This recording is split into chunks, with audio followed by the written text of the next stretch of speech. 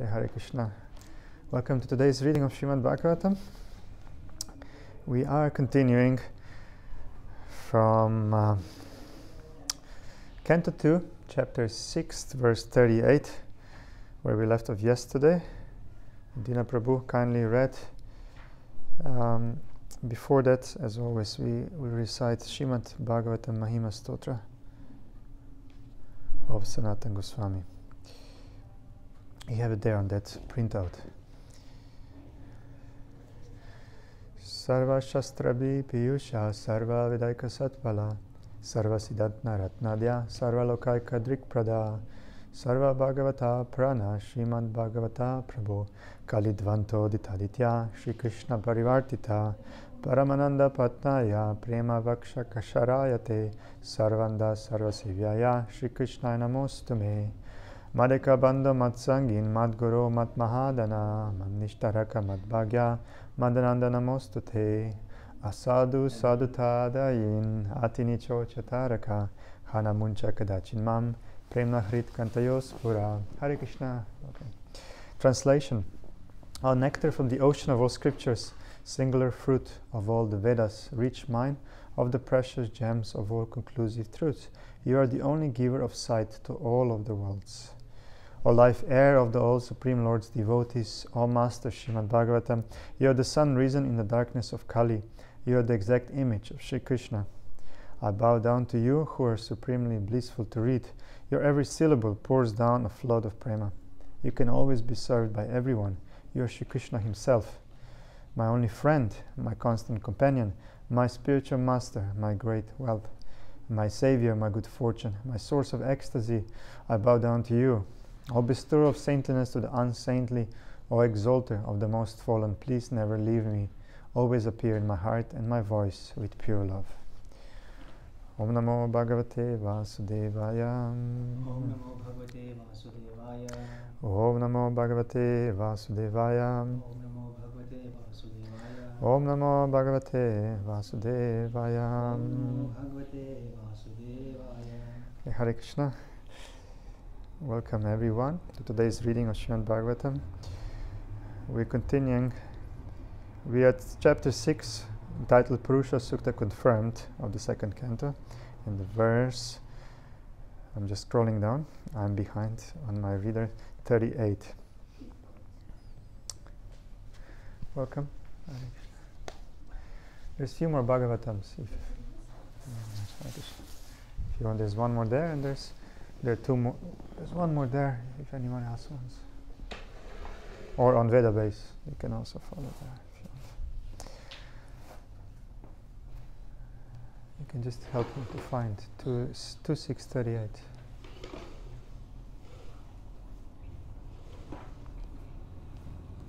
If you want, you can get one more Bhagavatam. There's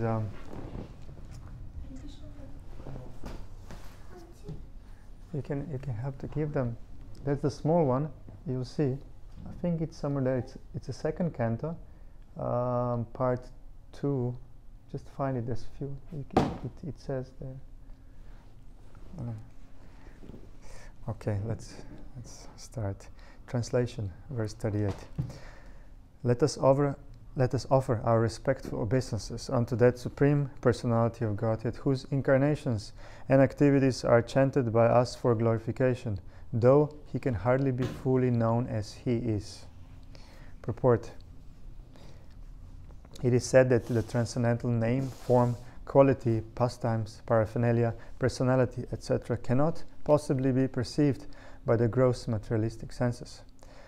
But when the senses are purified by the process of hearing, chanting, remembering, and worshipping the lotus feet of the holy deity, etc., the Lord reveals himself proportionately to the advancement of the quality of devotional service.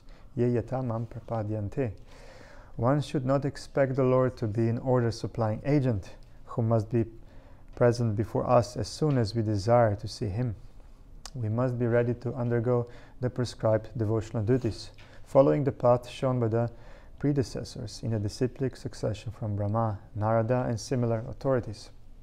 As the senses are progressively purified by bona fide devotional service, the Lord reveals his identity according to the spiritual advancement of the devotee. But one who is not in the line of devotional service can hardly perceive him simply by calculations and philosophical speculations.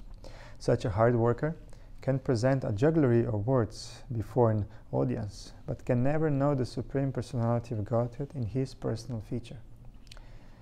The Lord has clearly stated in the Bhagavad Gita that one can know him only by devotional service. No one can know the Lord by any puffed up material process of challenge, but the humble devotee can please the Lord by his earnest devotional activities. Thus the Lord reveals himself proportionately before the devotee. Lord Brahma therefore offers his respectful obeisances as a bona fide spiritual master and advises us to follow the process of Shravana and Kirtana. Simply by this process, or simply by hearing and chanting the glories of the activities of the Lord's incarnation, one can certainly see within himself the identity of the Lord. We have already discussed this subject in Volume 1 of Srimad Bhagavatam in connection with this verse. Tachcharadadhana munayo jnana vairagya yuktaya pashyantyatmani chatmanam bhaktya shruta grihitayam. The conclusion is that one cannot know the Supreme Personality of Godhead fully by any method, but he can be seen and felt partially by the devotional service process of hearing, chanting, etc. Text 39. Translation. That Supreme Original Personality of Godhead, Lord Sri Krishna, expanding his plenary portion as Mahavishnu, the first incarnation, creates this manifested cosmos, but he is unborn. The creation, however, takes place in him, and the material substance and manifestations are all in himself. He maintains them for some time and absorbs them into himself again. Purport. The creation is non-different from the Lord, and still he is not in the creation. This is explained in the Bhagavad Gita 9.4 as follows. Maya tatamidam sarvam jagat avyakta murtina matstani sarva bhutani nachaham teshavastitaham. The impersonal conception of the Absolute Truth is also a form of the Lord called avyakta murti. Murti means form, but because his impersonal feature is inexplicable to our limited senses, he is the avyakta murti form. And in that inexplicable form of the Lord, the whole creation is resting. Or, in other words, the whole creation is the Lord himself, and the creation is also non-different from him. But simultaneously he, as the original personality of Godhead Sri Krishna, is aloof from the created manifestation. The impersonalist gives stress to the impersonal form or feature of the Lord, and does not believe in the original personality of the Lord, but the Vaishnavas accept the original form of the Lord, of whom the impersonal form is merely one of the features. The impersonal and personal conceptions of the Lord are existing simultaneously, and this fact is clearly described both in the Bhagavad Gita and in the Srimad Bhagavatam, and also in other Vedic scriptures. Inconceivable to human intelligence, the idea must simply be accepted on the authority of the scriptures, and it can only be practically realized by the progress of devotional service unto the Lord, and never by mental speculation or inductive logic. The impersonalists depend more or less on inductive logic, and therefore they always remain in darkness about the original personality of Godhead Sri Krishna. Their conception of Krishna is not clear. Although everything is clearly mentioned in all the Vedic scriptures, a poor fund of knowledge cannot comprehend the existence of an original personal form of the Lord when he is expanded in everything. This imperfectness is due, more or less, to the material conception that a substance distributed widely in parts can no longer exist in the original form. The original personality of Godhead, Adyaha, Govinda, expands himself as the Mahavishnu incarnation and rests in the causal ocean, which he himself creates. The Brahma Samhita confirms this as follows. We can chant together, actually, these verses. How does it go there? This is Brahma Samhita, right? Yeah. So this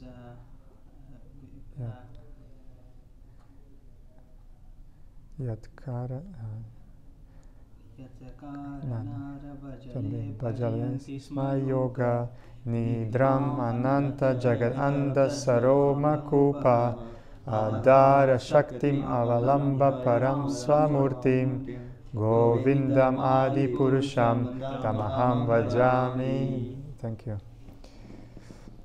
Lord Brahmaji says in his Brahma Samhita, I worship the primeval Lord Govinda, who lies down in the causal ocean in his plenary portion as Mahavishnu, with all the universes generating from the pores of hairs on his transcendental body, and who accepts the mystic slumber of eternity. So this Mahavishnu is the first incarnation in the creation, and from him all the universes are generated and all material manifestations are produced, one after another. The causal ocean is created by the Lord as the Mahatattva, as a cloud in the spiritual sky, and is only a part of his different manifestations. The spiritual sky is an expansion of his personal rays, and he is the Mahatattva cloud also. He lies down and generates the universes by his breathing, and again by entering into each universe as Garbhodakashayi Vishnu. He creates Brahma, Shiva, and many other demigods for maintenance of the universe, and again absorbs the whole thing into his person as confirmed in the Bhagavad Gita.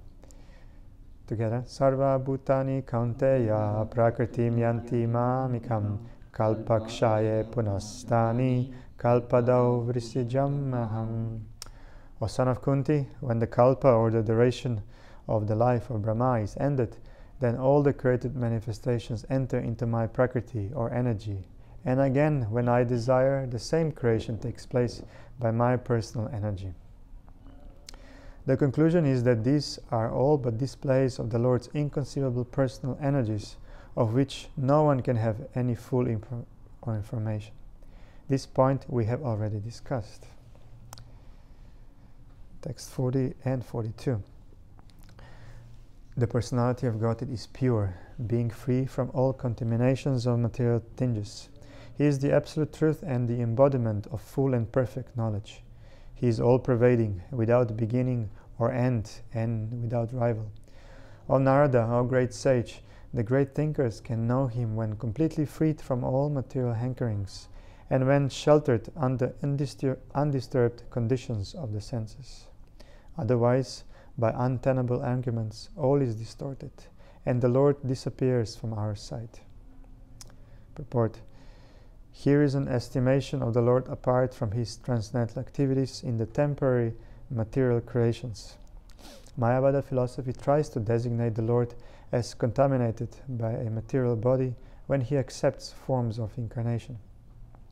This sort of interpolation is completely denied herein by the explanation that the Lord's position is pure and unalloyed in all circumstances.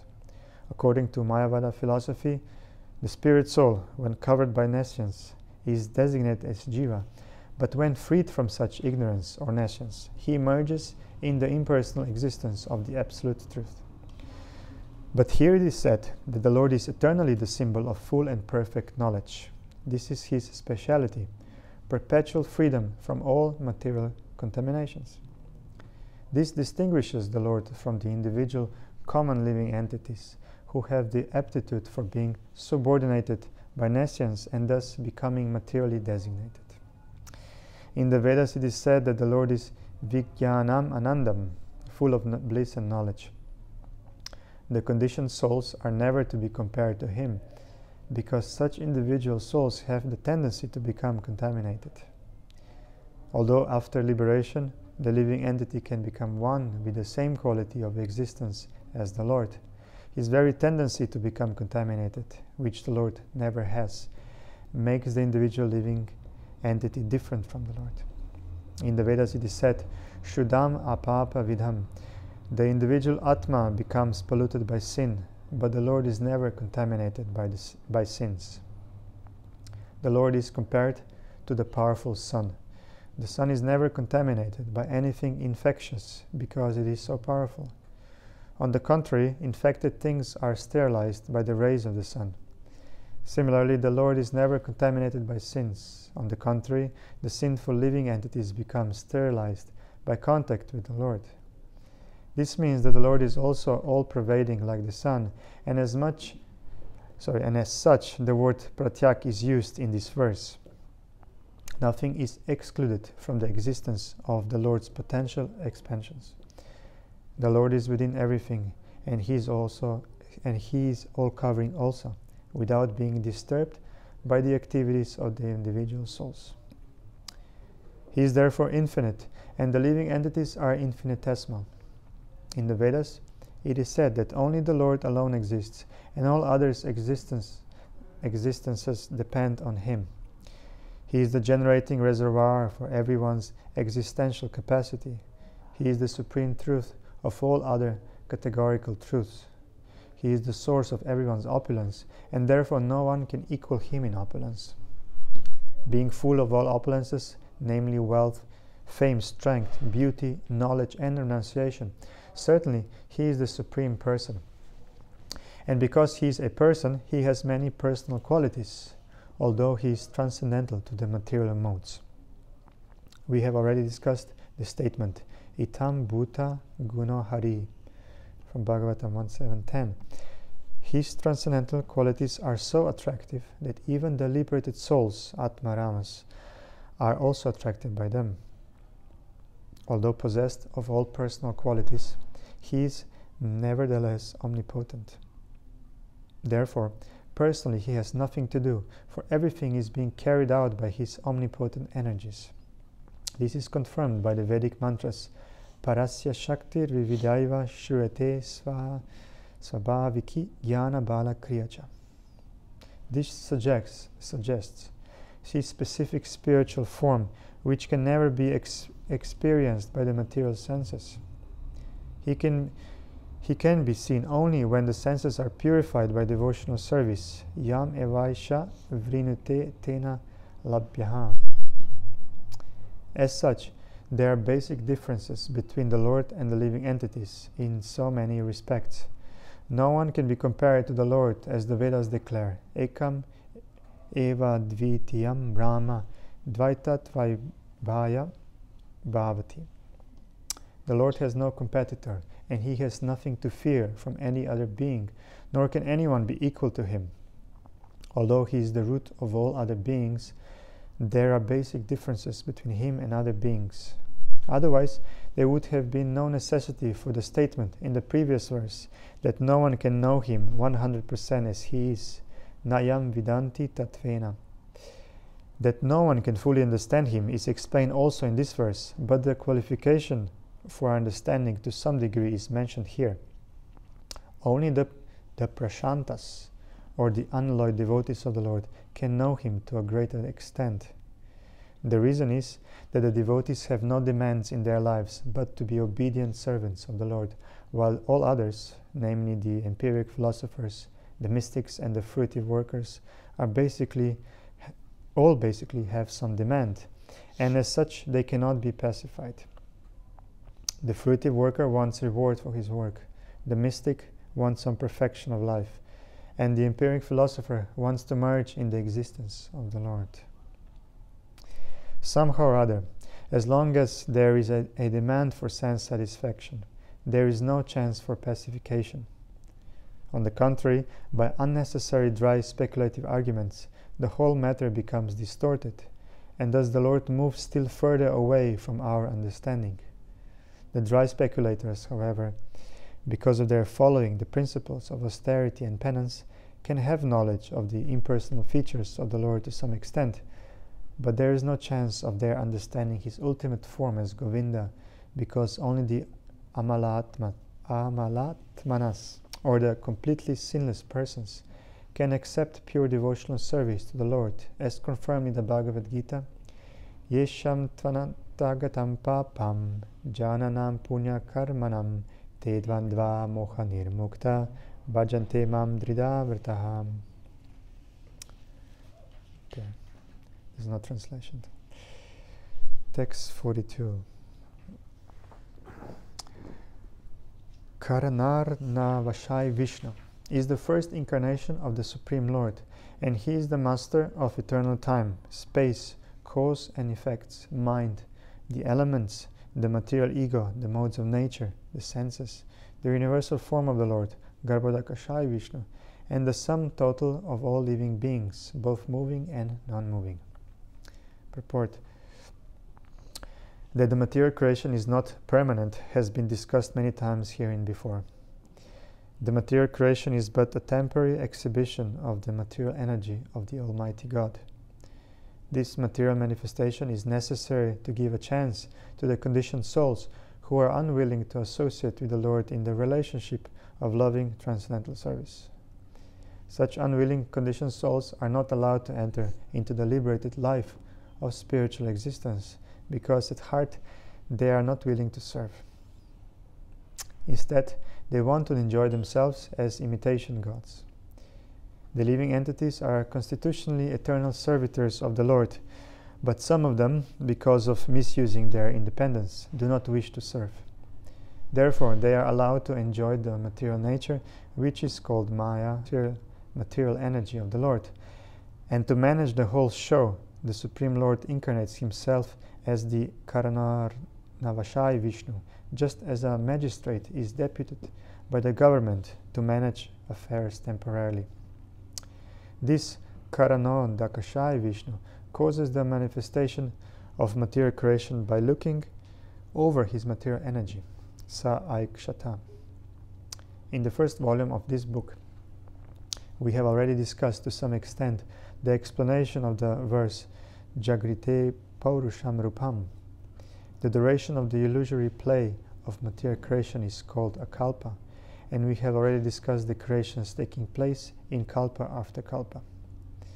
By his incarnation and potential activities, the complete ingredients of creation, namely time, space, cause, result, mind, the gross and subtle elements, and their interactional modes of nature, goodness, passion, and ignorance, and then the senses and their reservoir source, the gigantic universal form as the second incarnation, Garbhodakashaya Vishnu, and all living beings, both moving and standing, which come out of the second incarnation, all become manifested.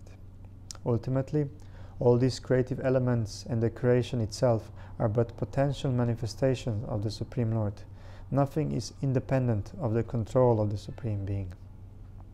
This first incarnation in the material creation, namely Karanarnavashaya Vishnu, is the plenary part of the original personality of Godhead Shri Krishna, described in the Brahma Samhita as follows. Let's sing again. Yasyaka nishashita kalam avalambya jivanti loma vidlaja jagatandanata Vishnur mahansa iva yasya kala vishesho govindam adi purusham tamaham bhajami. All the innumerable universes are maintained only during the breathing period of Mahavishnu, or Karanarnavashaya Vishnu, who is only a plenary part of Govinda, the original personality of Godhead Lord Krishna. So we have 43, 45, 3 verses at once. I myself, Brahma, Lord Shiva, Lord Vishnu, great generators of living beings like Daksha and Prajapati, yourselves, Narada and Kumaras, heavenly demigods like Indra and Chandra, the leaders of the Burloka planets, the leaders of the earthly planets, the leaders of the lower planets, the leaders of the Gandharva planets, the leaders of the Vidyadhara planets, the leaders of the Charanaloka planets, the leaders of the Yakshas, Rakshas and Uragas, the great sages, the great demons, the great atheists, and the great spacemen, as well as the dead bodies, evil spirits, Satans, jinn, Kushmandas, great aquatics, great beasts, and great birds, etc. In other words, anything and everything which is exceptionally possessed of power, opulence, mental and perceptual dexterity, strength, forgiveness, beauty, modesty, opulence, and breeding, whether in form or formless, may appear to be the specific truth and the form of the Lord, but actually they are not so. They are only a fragment of the transcendental potency of the Lord. Purport.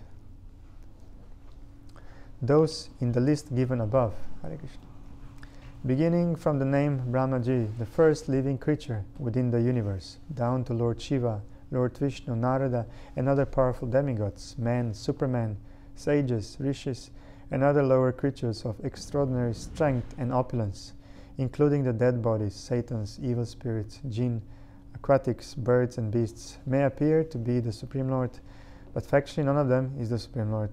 Every one of them possesses only a fragment of the great potencies of the Supreme Lord.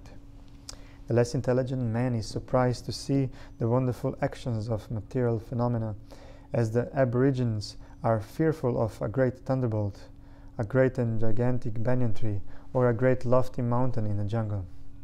For such undeveloped human beings, merely the slight display of the Lord's potency is captivating.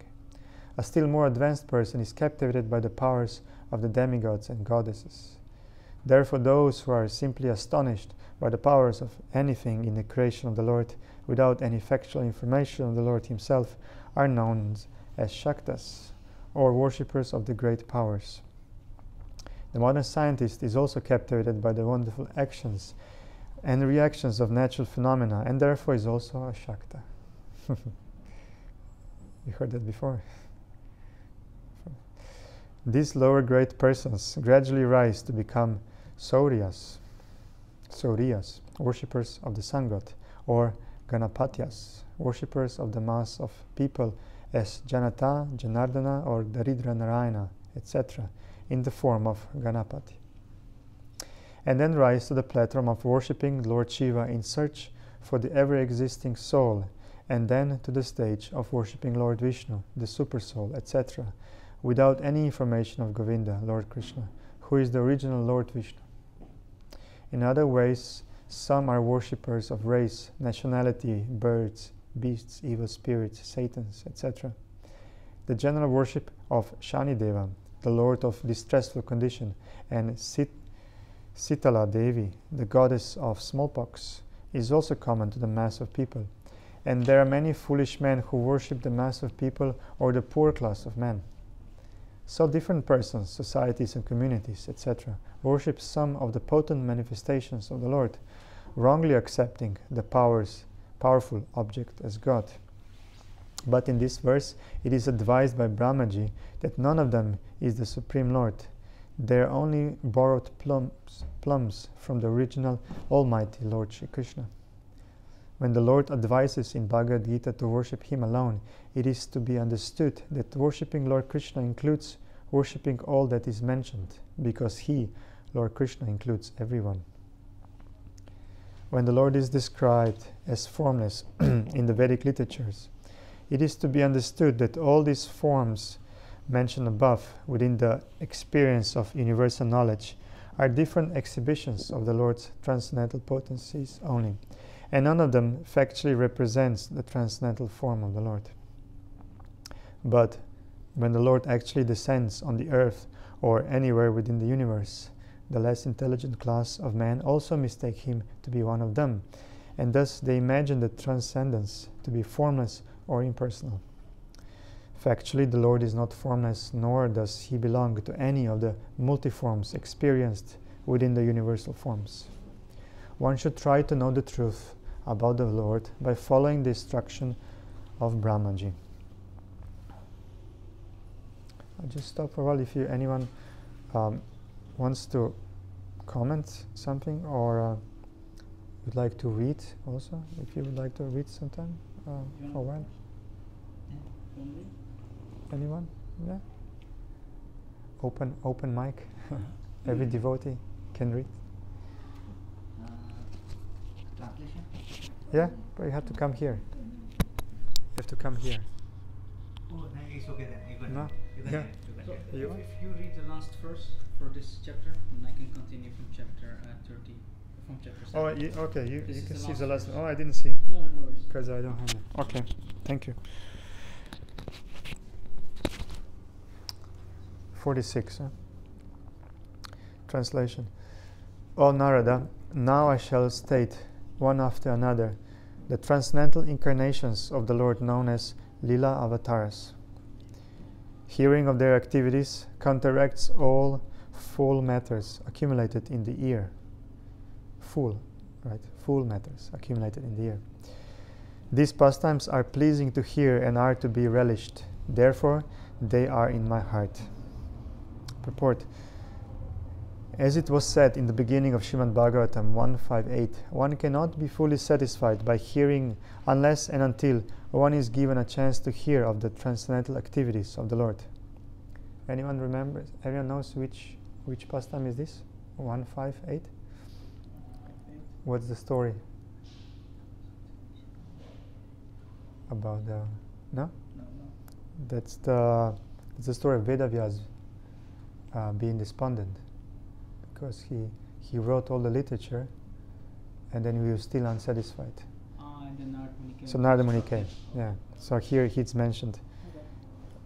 It's mentioned one cannot be fully satisfied by hearing unless and until one is given a chance to hear of the transcendental activity of the Lord. So even Vedavyas wasn't, although he wrote so much.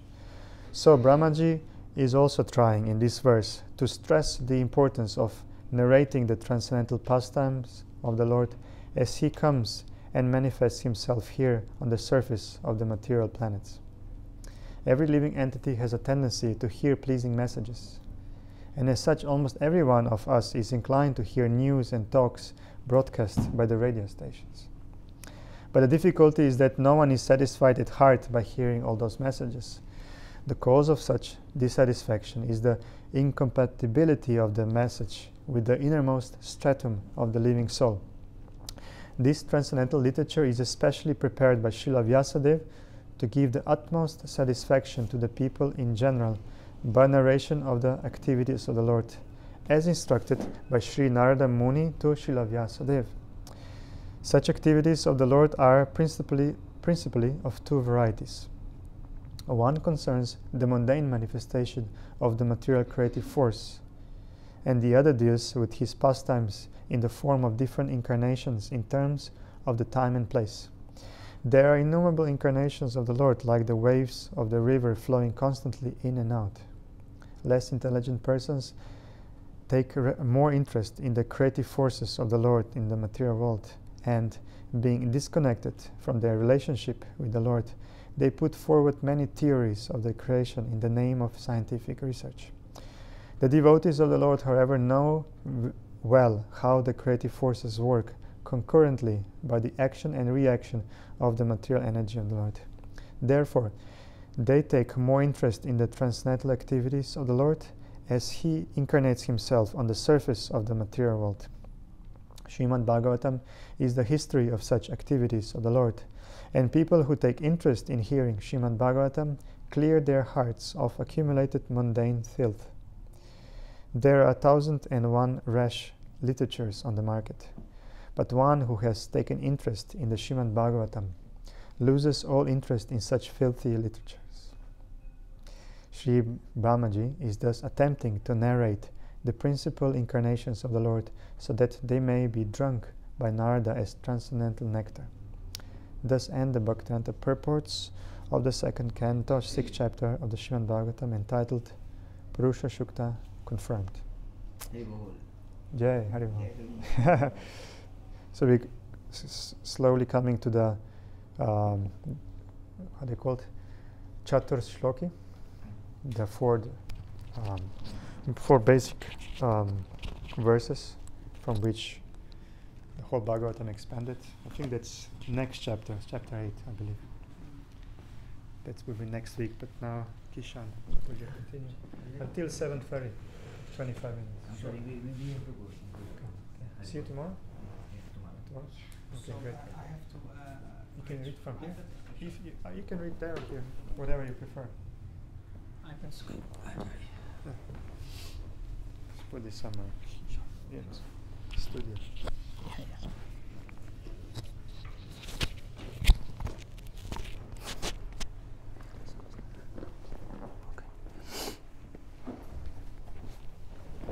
Haribol. We are continuing Srimad Bhagavatam. This is Canto 2, Chapter 7, the first verse of first shloka, translation of verse 1. Lord Brahma said, when the unlimitedly powerful Lord assumed the form of a boar as a pastime, just to lift the planet Earth, which was drowned in the great ocean of the universe called the Garbhodaka. The first demon, Hiranyaksha, appeared, and the Lord pierced him with his tusk. Purport. Since the beginning of the creation, the demons and the demigods, or the Vaishnavas, are always the two classes of living beings to dominate the planets of the universes. Lord Brahma is the first demigod, and Hiranyaksha is the first demon in this universe. Only under certain conditions do the planets float, and as weightless balls in the air. And as soon as these conditions are disturbed, the planets may fall down in the Garbhodaka ocean, which covers half the universe. The other half is the spherical dome within which the innumerable planetary systems exist. The floating of the planets in the weightless air is due to the inner constitution of the globes, and the modernized drilling of the earth to exploit oil from within is a sort of disturbance by the modern demons and can result in a greatly harmful reaction to the floating condition of the earth. A similar disturbance was created formerly by the demons headed by Hiranyaksha, the great exploiter of the gold rush, and the earth was detached from its weightless condition and fell down into the Garbhodaka ocean. The Lord, as maintainer of the whole creation of the material world, therefore assumed the gigantic form of a boar with a proportionate snout and picked up the earth from within the water of Garbhodaka. Srila Jayadev Goswami, the great Vaishnava poet, sang as follows: Vasati dasana sikhare dharani tavalagna sashini kalanka kaleva nigamagna Keshavadrita sukara rupa jai jagadish hare jai jagadish hare jai jagadish hare. O Keshava, O Supreme Lord, who have assumed the form of a boar, O Lord, the planet Earth rested on your tusks, and it appeared like the moon engraved with spots. So this poem is actually a part of the Gita Govinda, written by Jayadeva Goswami, or the Dasavatar Stotra. Dasavatar Stotra is part of... Narsimha Pranam is also a part of the Dasavatar Stotra. So you have Keshavadrita Narahari Rupa, because he was... No, sorry, Dasavatar, sorry. Yeah, the Gita Govinda was another poem written by Jayadeva Goswami. But this is the Dasavatar Stotra.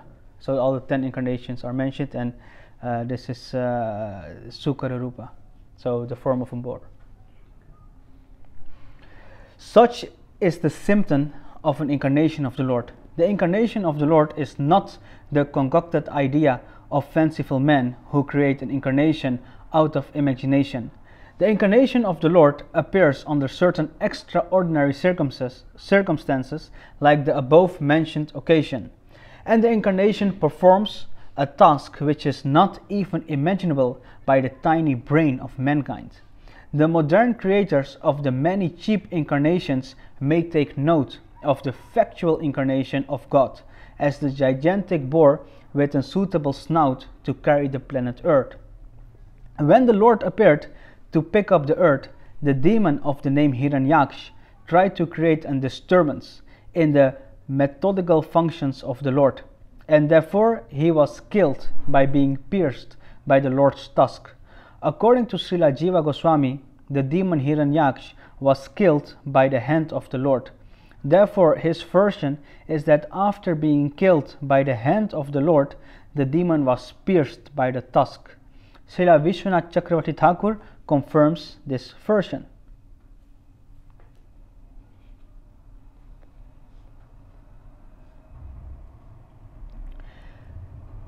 Verse number 2, translation.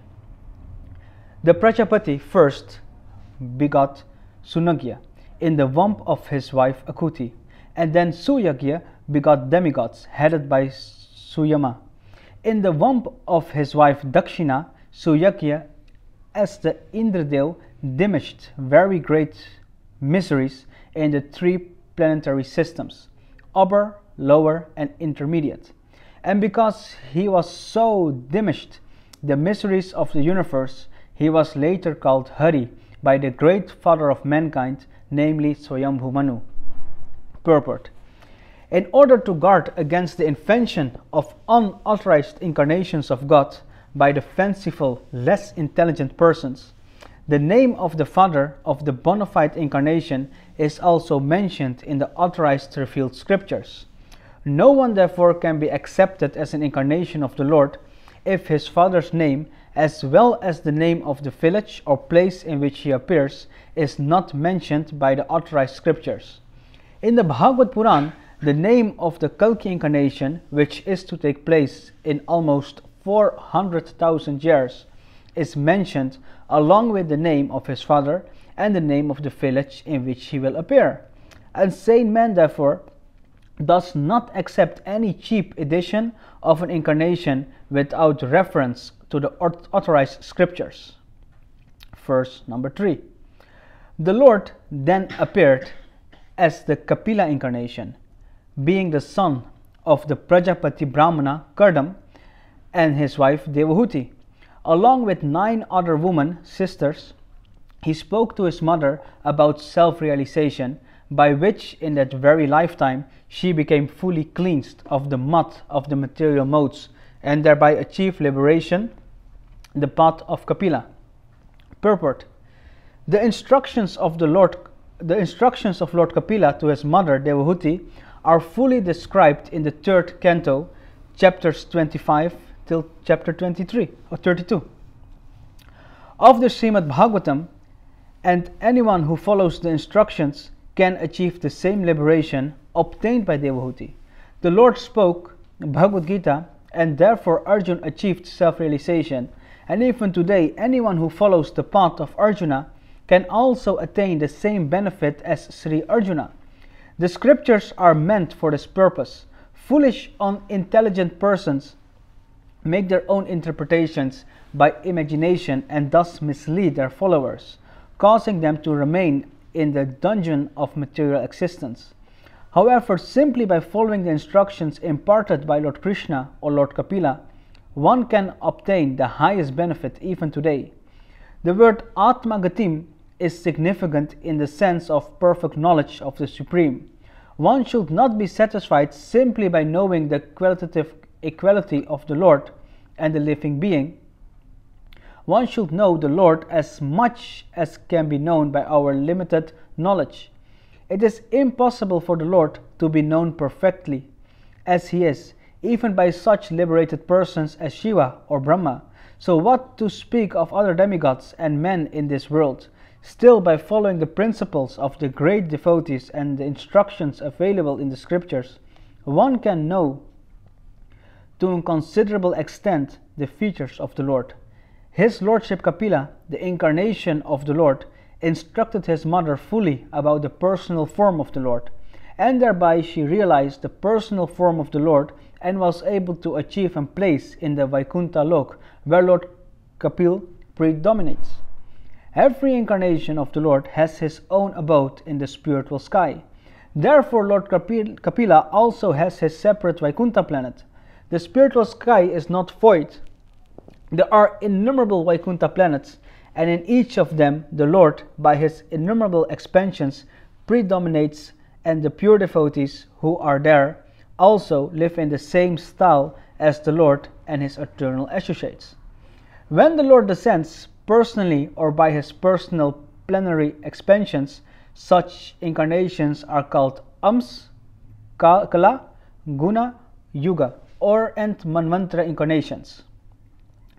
And when the Lord's associates descend by the order of the Lord, such incarnations are called Saktyavesh incarnations. But in all cases, all the incarnations are supported by the invulnerable statements of the authorized scriptures, and not by any imagination of some self-interested propagandist. Such incarnations of the Lord, in either of the above categories, always declare the Supreme Personality of Godhead to be the ultimate truth.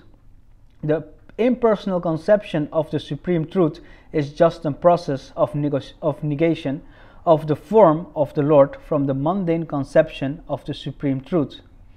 The living entities, by their constitution, are spiritually as good as the Lord, and the only difference between them is that the Lord is always supreme and pure, without contamination by the modes of material nature, whereas the living entities are apt to be contaminated by association with the material modes of goodness, passion, and ignorance.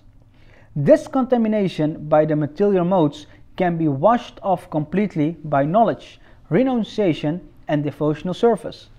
Devotional service to the Lord is the ultimate issue, and therefore those who are directly engaged in the devotional service of the Lord not only acquire the necessary knowledge in spiritual science, but also attain detachment from the material connection and are thus promoted to the kingdom of God by complete liberation, as stated in the Bhagavad Gita.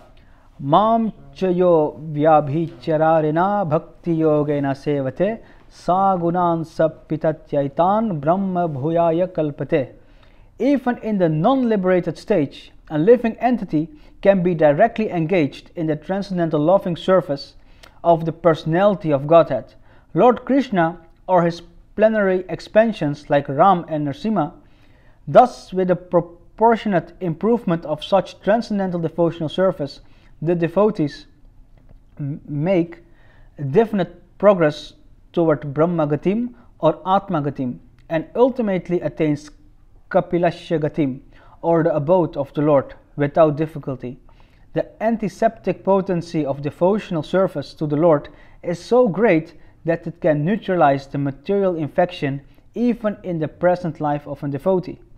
A devotee does not need to wait for his next birth for complete liberation. Verse number 4, translation. The great sage Atri prayed for offspring, and the Lord, being satisfied with him, promised to incarnate as Atri's son Dattatreya, Datta the son of Atri. And by the grace of the lotus feet of the Lord, many Yadus, Haihais, etc. became so purified that they obtained both material and spiritual blessings. Purport. Transcendental relations between the personality of Godhead and the living entities are eternally established in 5 different affectionate humors, which are known as Santa, Dasya, Sakhya, Vatsalya, and Madhurya. The sage Atri was related with the Lord in the affectionate Vatsalya humor, and therefore, as a result of his devotional perfection, he was inclined to have the personality of Godhead as his son. The Lord accepted his prayer, and he gave himself as the son of Atri. Such a relation of sonhood between the Lord and his pure devotees can be cited in many instances, and because the Lord is unlimited, he has an unlimited number of father devotees. Factually, the Lord is the father of all living entities, but out of transcendental affection and love between the Lord and his devotees, the Lord takes more pleasure in becoming the son of a devotee than in becoming one's father. The father actually serves the son, whereas the son only demands all sorts of services from the father. Therefore, a pure devotee who is always inclined to serve the Lord wants him as the son and not as the father. The Lord also accepts such service from the devotee, and thus the devotee becomes more than the Lord. The impersonalists desire to become one with the Supreme, but the devotee becomes more than the Lord, surpassing the desire of the greatest monist. Parents and other relatives of the Lord achieve all mystic opulences automatically because of their intimate relationship with the Lord. Such opulences include all details of material enjoyment, salvation, and mystic powers. Therefore, the devotee of the Lord does not seek them separately, wasting his valuable time in life. The valuable time of one's life must therefore be fully engaged in the transcendental loving service of the Lord. Then other desirable achievements are automatically gained. But even after obtaining such achievements, one should be on guard against the pitfall of offenses at the feet of the devotees. The vivid example is Haihaya, who achieved all such perfection in devotional service, but because of his offense at the feet of a devotee, was killed by Lord Parshuram. The Lord became the son of the great sage Atri and became known as Dattatreya. Verse number 5, translation. To create different planetary systems, I had to undergo austerities and penance, and the Lord, thus being pleased with me, incarnated in 4 Sanas: Sanak, Sanat Kumar, Sanandan, and Sanatan. In the previous creation, the spiritual truth was devastated, but the 4 Sanas explained it so nicely that the truth at once became clearly perceived by the sages. Purport. The Vishnu Sahasranam prayers mention the Lord's name as Sanat and Sanatan Atma. The Lord and the living entities are both qualitatively Sanatan or eternal, but the Lord is Sanatan Tama, or the eternal in the superlative degree. The living entities are positively Sanatan, but not superlatively, because the living entities are apt to fall to the atmosphere of non-eternity. Therefore, the living entities are qualitatively different from the superlative Sanatan, the Lord. The word son is also used in the sense of charity. Therefore, when everything is given up in charity unto the Lord reciprocates by giving himself unto the devotee. This is also confirmed in the Bhagavad Gita. Ye yathamam prapadyante. Brahmaji wanted to create the whole cosmic situation as it was in the previous millennium. And because in the last devastation, knowledge of the absolute truth was altogether erased from the universe, he desired that the same knowledge again be renovated. Otherwise, there will be no meaning in the creation. Because transcendental knowledge is a prime necessity, the ever-conditioned souls are given a chance for liberation in every millennium of creation.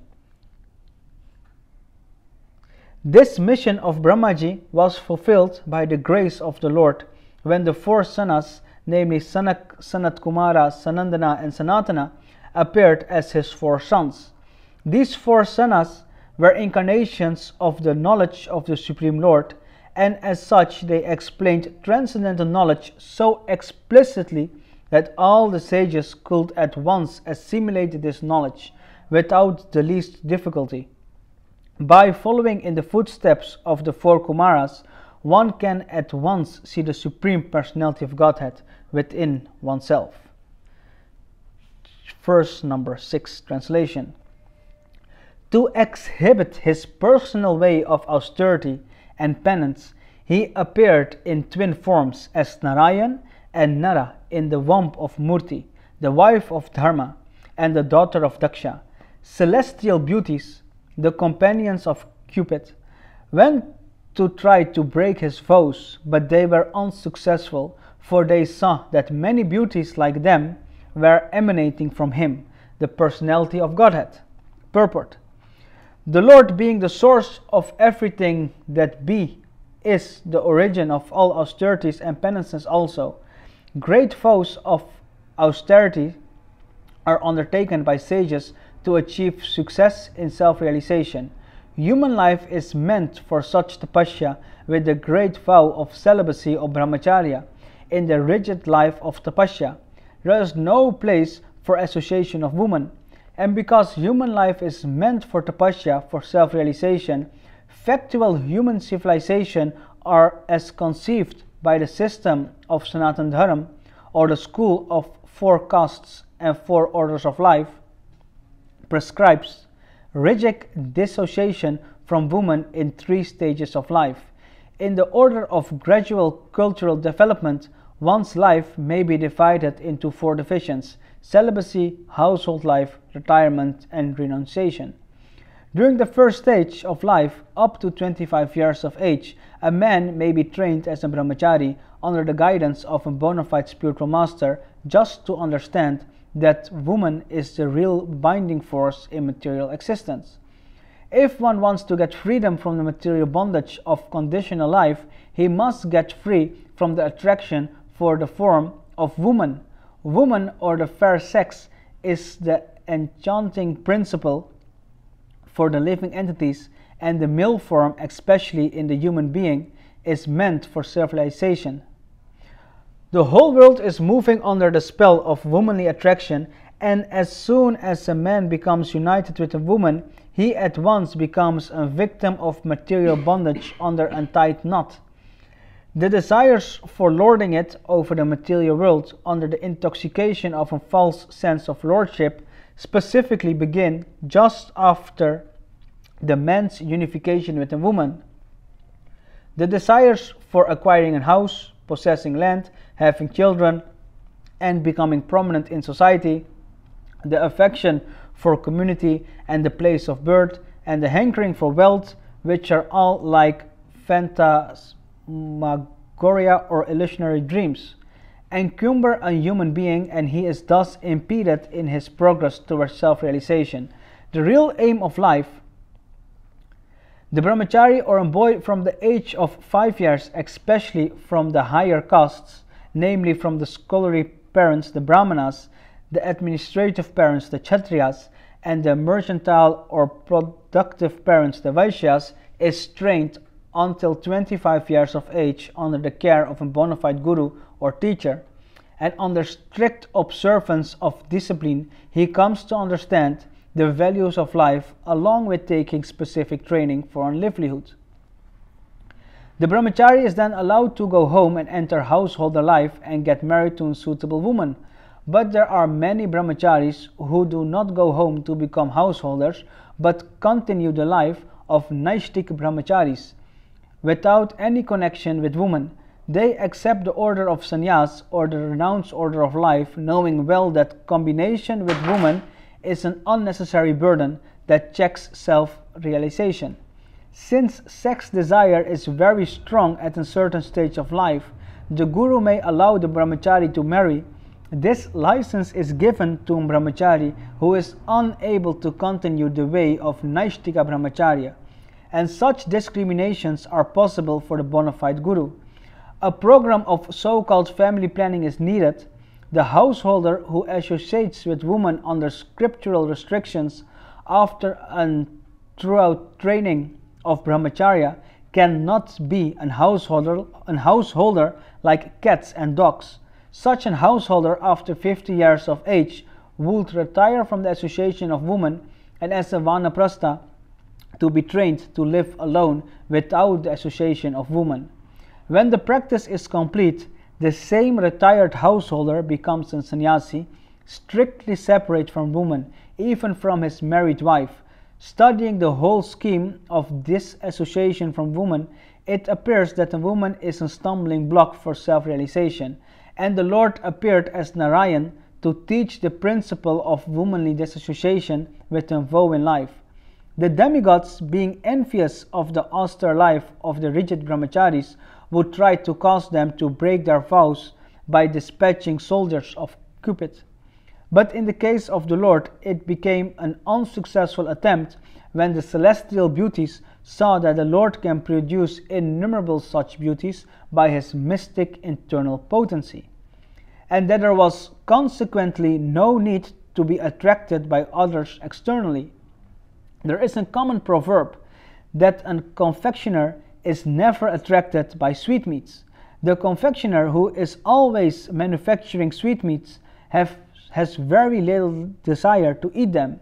Similarly, the Lord, by his pleasure potential powers, can produce innumerable spiritual beauties and not be the least attracted by the false beauties of the material creation.